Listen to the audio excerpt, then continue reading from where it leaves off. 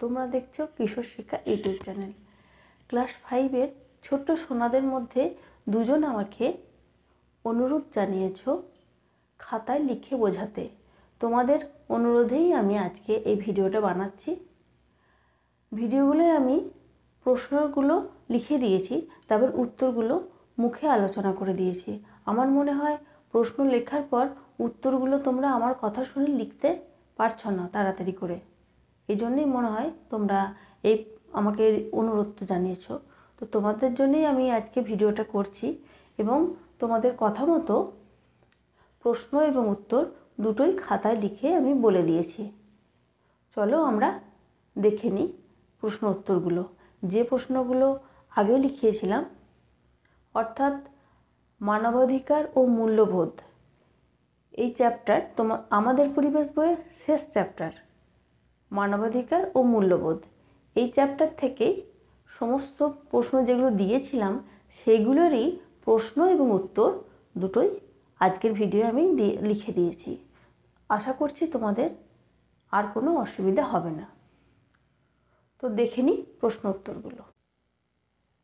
176 পাতায় আমাদের মতটাও জরুরি। এখান থেকে 1 নম্বর প্রশ্ন করবে, কী থেকে বিদ্যুৎ তৈরি করা দরকার? উত্তর লেখো, সূর্যের আলো থেকে বিদ্যুৎ তৈরি করা দরকার। 2 নম্বর, শিশুর প্রাপ্ত শিক্ষা কীরকম হবে? উত্তর লেখো, শিশুর প্রাপ্ত শিক্ষা হবে অবৈতনিক ও বাধ্যতামূলক। 3 নম্বর, খুব সম্প্রতি শিশুদের কোন মৌলিক অধিকার দেয়া হয়েছে?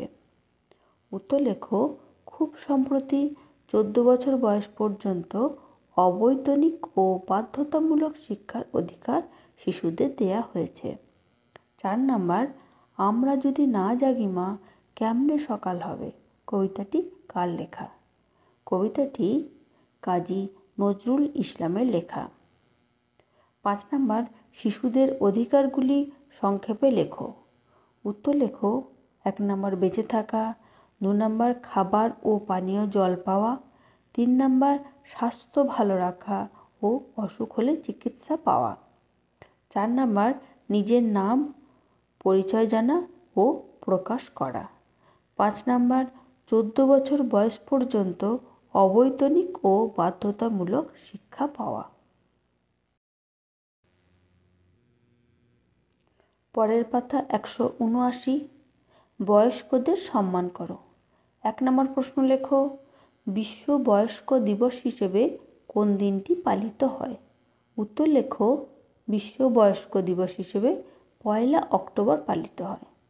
2 নম্বর, বিশ্ব বয়স্ক অবমাননা প্রতিরোধ দিবস কবে পালিত হয়? 15 জুন বিশ্ব বয়স্ক অবমাননা প্রতিরোধ দিবস পালিত হয়। 3 নম্বর, বয়স্কদের 2টি সমস্যার কথা উল্লেখ করো। উত্তর লেখো, বয়স্কদের দুটির মধ্যে একটি সমস্যা হলো হাত পা কাঁপা, 2 নম্বর হচ্ছে কানে কম শোনা। আমরা পরের পাতায় চলে যাই। 180 পাতায় বাল্য বিবাহ কখনো নয়। প্রশ্ন লেখো, ভারতের বর্তমান রাষ্ট্রপতি কে? উত্তর লেখো, ভারতের বর্তমান রাষ্ট্রপতি হলেন দ্রৌপদী মুর্মু। 2 নম্বর, সুনিতা মাহাতোদের গ্রাম কিসের বিরুদ্ধে প্রচার করে? উত্তর, সুনিতা মাহাতোদের গ্রাম বাল্য বিবাহের বিরুদ্ধে প্রচার করে। 3 নম্বর, বাল্য বিবাহের বিরুদ্ধে রুখে দাঁড়িয়েছে এমন দুজনের নাম লেখো। রেখা কালিন্দী ও আফসানা খাতুন বাল্যবিবাহের বিরুদ্ধে রুখে দাঁড়িয়েছে।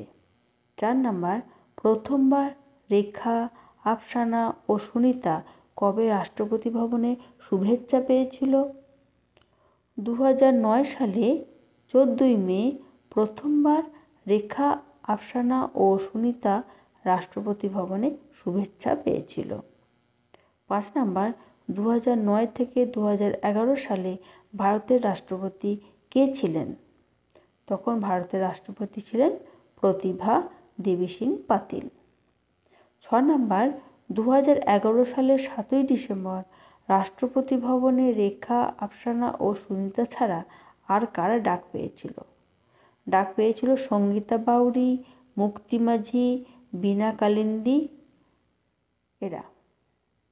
7 নম্বর, কয়েকটি জেলার নাম করো যেখানে বাল্যবিবাহ রোধ করার ঘটনা ঘটেছে। জেলাগুলি হলো বাঁকুড়া, বীরভূম, মুর্শিদাবাদ, মালদহ প্রভৃতি। করে তবেই কেন। প্রশ্ন 1 নম্বর, লেখো দোকানদারের জালিয়াতি সম্পর্কে কোথায় নালিশ করা যায়?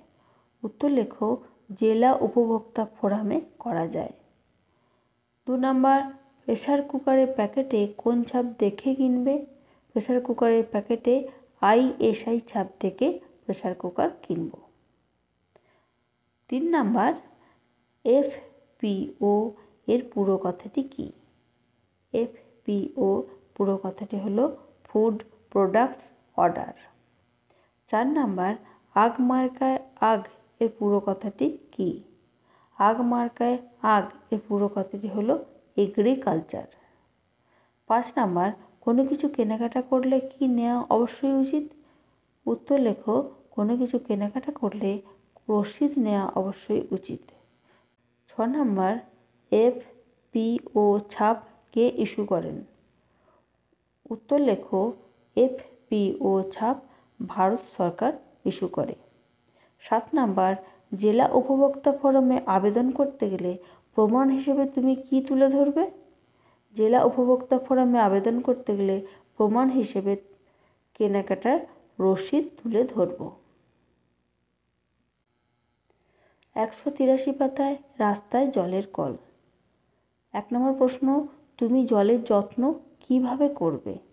উত্তর লেখো জলের যত্ন নিতে হলে প্রথমে পুকুরে নোংরা ফেলা বন্ধ করব, রাস্তায় জলের কল খোলা থাকলে বন্ধ করব, আর কল ভাঙা দেখলে পুরসভায় খবর দেব।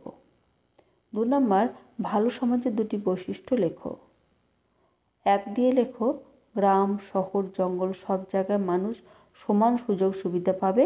2 নম্বর হবে ছেলে মেয়ে, ফর্সা কালো এসব বিভেদ থাকবে না, তবেই ভালো সমাজ গড়ে উঠবে। আজকে এ পর্যন্তই, দেখা হচ্ছে পরের ভিডিও। Thank you.